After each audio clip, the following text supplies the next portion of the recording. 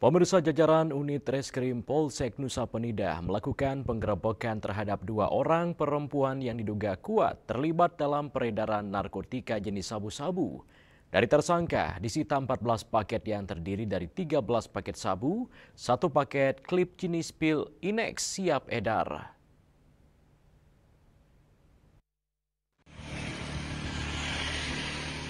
Terungkapnya peredaran narkoba di Pulau Nusa Penida ini berawal dari informasi intelijen yang masuk.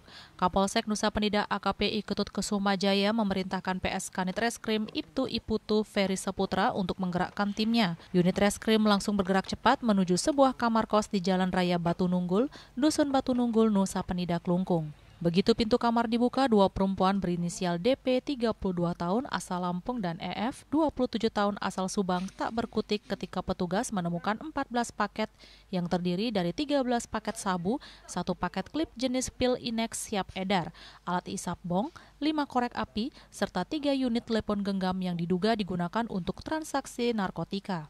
Kapolsek Nusa Penida AKP Ketut Kesumajaya menegaskan bahwa pengungkapan ini merupakan wujud nyata komitmen Polsek Nusa Penida dalam memberantas jaringan narkotika hingga ke akar-akarnya, khususnya di wilayah kepulauan yang menjadi destinasi wisata dunia.